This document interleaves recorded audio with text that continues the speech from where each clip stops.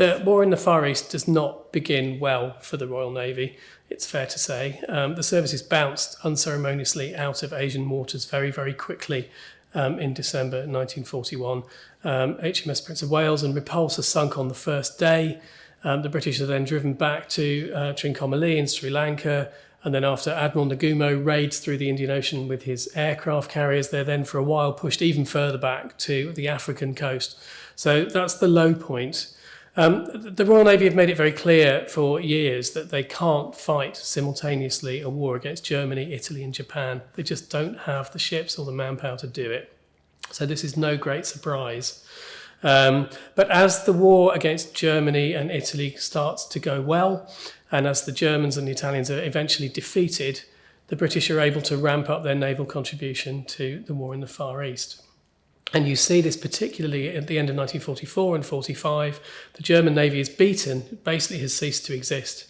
And as that happens, the Royal Navy's most modern, effective ships are sent out to form the nucleus of a new British Pacific fleet.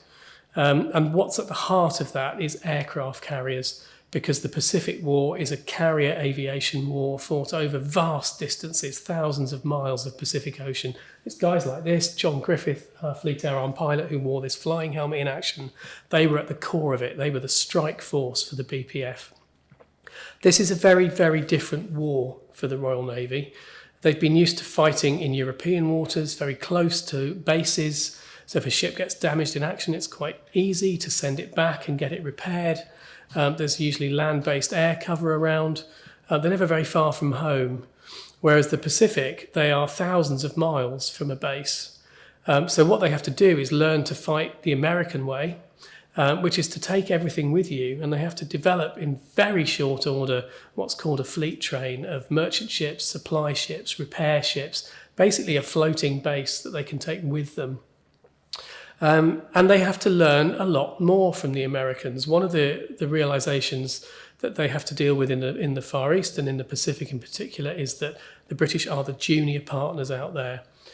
With some effort, they've managed to keep equal weight with the Americans in European waters, but in the Pacific, the Americans have been leading it since 1941. It's their show. And the British go out there as the little brother, really. And there's a general acceptance of that. The British are quite grown up about it. The British Pacific Fleet goes out and becomes a mere task force 57 or 37 of the US Pacific Fleet, and they operate under American command throughout. So that leads into all sorts of other slightly tortuous political issues around the Americans' attitude to the restoration of the British Empire. It's very, very complicated and messy out there, but the Royal Navy makes it work. They become an intensely valued partner of the Americans. They're initially tried out through carrier raids on Japanese installations in Indonesia, but then they're in for the main event. They take an active part in the Okinawa campaign, probably the last great carrier battle campaign, and then they take part in the almost unopposed raids on the Japanese homelands that characterised the last few weeks leading up to VJ Day. So they're in at the end, they're in at the finish, and they are, of course, represented in Tokyo Bay for the Japanese surrender.